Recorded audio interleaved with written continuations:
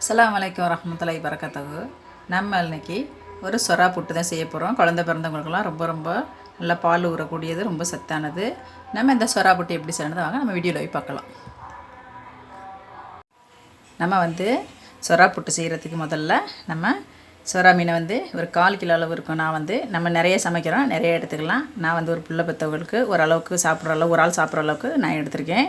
இது 1/4 கிலோ அளவு இருக்குது. இதை நம்ம நல்ல தண்ணியில் பச்சை தண்ணியில் போட்டு கழுகி உள்ளே இருக்க குடல்லாம் க்ளீன் பண்ணிவிட்டு நம்ம சுடுதண்ணியில் போட்டோம்னா தான் இது மேலே ஒரு தோல் இருக்கும், அதை எடுக்க முடியும்.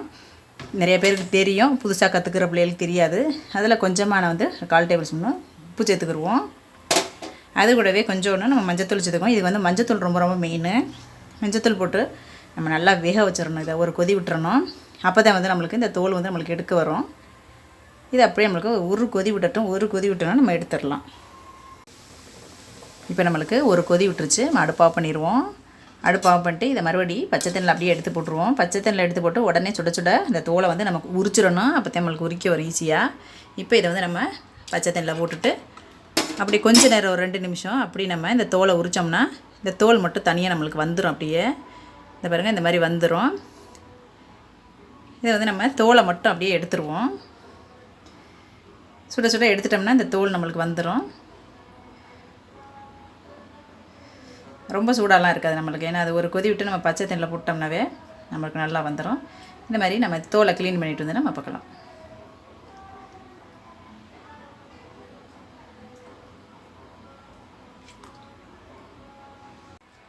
இப்போ நம்ம மீனை பிச்சு நல்லா சுத்தம் பண்ணியாச்சு. இதை நம்ம வச்சுக்கிடுவோம். இப்போ நம்ம தாளிப்போம். நான் ஒரு 2 டேபிள் ஸ்பூனு எண்ணெய் ஊற்றிருக்கேன். இதுக்கு வெங்காயம் நம்ம நிறைய சேர்க்கணும். நான் பெரிய வெங்காயம் ஒன்று பொடியாக வெட்டி வச்சுருக்கேன். சாம்பார் வெங்காயம் ஒரு 5-6 வெங்காயத்தை வெட்டி வச்சுருக்கேன். இதை நம்ம சேர்த்துக்கிடுவோம். இது நம்மளுக்கு கொஞ்சம் நேரம் வதங்கும் போதே நான் ஒரே ஒரு பச்சை மிளகா வச்சுருக்கேன், அதை நம்ம சேர்த்துக்கிடுவோம். ஏன்னா பிள்ளை பத்தவங்களுக்கு ரொம்ப காரம் வேண்டாம். கொஞ்சம் நேரம் நம்ம நல்லா வதக்கிடுவோம் இந்த வெங்காயத்தை. ஏன்னா இந்த சொரா புட்டுனாவே கொஞ்சம் வெங்காயம் தான் நிறைய சேர்க்கணும். அப்போ தான் நம்மளுக்கு அந்த மீனோட டேஸ்ட், இந்த வெங்காயமும் ரொம்ப நல்லாயிருக்கும் சேர்ந்து. கொஞ்சம் நேரம் நம்ம நல்லா வதக்கிக்கலாம்.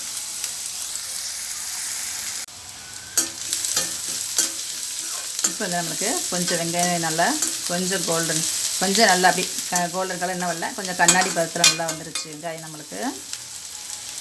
போதும், ரொம்ப கோல்டன் கலராக வரணும்னு அவசியம். இந்த அளவுக்கு வந்தால் போதும். நான் கொஞ்சமாக சோம்பை சும்மா இடித்து வச்சுருக்கேன். இடித்து போட்டால் வாசனை நல்லாயிருக்கும். அதை நம்ம சேர்த்துக்கிடுவோம். ஏன்னா முழுசாக போடுறத விட கொஞ்சம் இடித்து சமைச்சோம்னா நல்லா வாசனை நல்லாயிருக்கும்.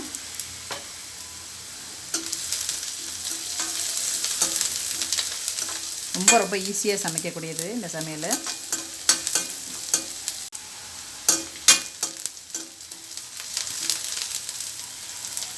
நம்மளுக்கு கொஞ்சம் நல்லா வதங்கிருச்சு.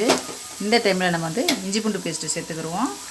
அரிஞ்சு போட்டாலும் போடலாம். நம்ம இன்றைக்கி பேஸ்ட்டாக தான் சேர்த்துக்க போகிறோம். ஒரு 1/2 ஸ்பூனு இஞ்சி பூண்டு பேஸ்ட்டு சேர்த்துக்கிடுவோம்.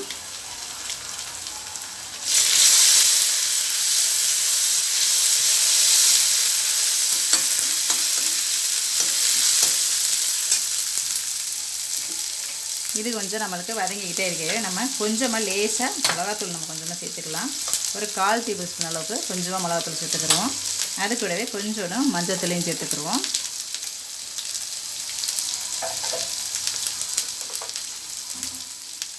ஒரு 1/4 டேபிள் ஸ்பூன்னு சால்ட்டும் நம்ம சேர்த்துக்கிடுவோம். ஏற்கனவே நம்ம மீனில் கொஞ்சம் உப்பு போட்டிருக்கோம், பார்த்துக்கிடுவோம். இது நமக்கு நல்லா அப்படியே வதங்கட்டும். இருக்குது கருவேப்பிலையும் அதோடய சேர்த்துருவோம். இப்போ இந்த டைமில் நம்ம இந்த சொரா மீனையும் நம்ம அதோடய சேர்த்துருவோம்.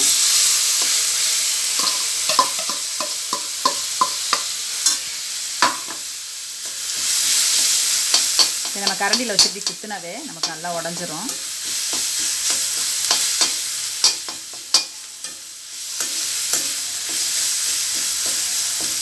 அவ்வளோதான் நம்மளுடைய சுவையான கமகமான வாசனையோட நம்மளுக்கு சொரா புட்டு ரெடி ஆயிடுச்சு.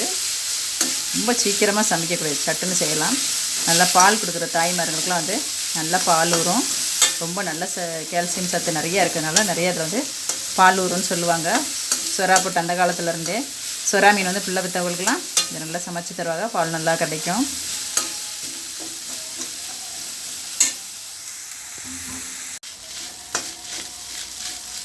இப்போ நம்மளுக்கு இந்த மீன் வெந்துருச்சுன்னா நல்லா மாவு மாதிரி ஆயிடுச்சுனாவே மீன் வெந்துருச்சுன்னு அர்த்தம். நம்ம போட்டது எல்லாமே சூப்பராக வந்துச்சு. அடி பிடிக்கிற மாதிரி இருக்கும், அதை கொஞ்சம் நம்ம வந்து கொஞ்சம் நல்லா கிண்டிக்கிறணும். கனமான பாத்திரம் வச்சு சமைக்கும்போது அது வந்து நம்மளுக்கு அந்தளவுக்கு தீயாது, அடி பிடிக்கிற மாதிரி இருக்கும். நம்ம அதை பார்த்து அப்படி சுரண்டி எடுத்து விட்டுக்குருவோம். இப்போ இந்த டைமில் நம்ம வந்து கொஞ்சமாக மிளகுத்தூள் நம்ம சேர்த்துக்கலாம். ஏன்னா நம்ம வந்து பிள்ளை பெற்றவங்களுக்கு ரொம்ப காரம் வேணாம், வாயு, அதனால் சும்மா கொஞ்சமாக மிளகுத்தூள் சேர்த்துக்கிடுவோம். மிளகுத்தூள் சேர்த்து கொஞ்சோன்னு கொத்தமல்லி தழை கடைசியாக போட்டால் நல்லா வாசனை கமகமாக இருக்கும், நல்லாயிருக்கும். அவ்வளோதான், நம்மளுடைய சுறா புட்டு ரெடி ஆயிடுச்சு. கண்டிப்பாக அதை சமைச்சு பார்த்துட்டு அம்மா கமெண்ட் பண்ணுங்கள், சப்ஸ்கிரைப் பண்ணுங்கள். சப்ஸ்கிரைப் பண்ண எல்லாருக்கும் ரொம்ப ரொம்ப நன்றி. கமகமன்னு வாசனையாக நம்மளுக்கு சுறா புட்டு ரெடி ஆயிடுச்சு. அவ்வளோதான், நம்ம அடுப்பு ஆஃப் பண்ணிடலாம்.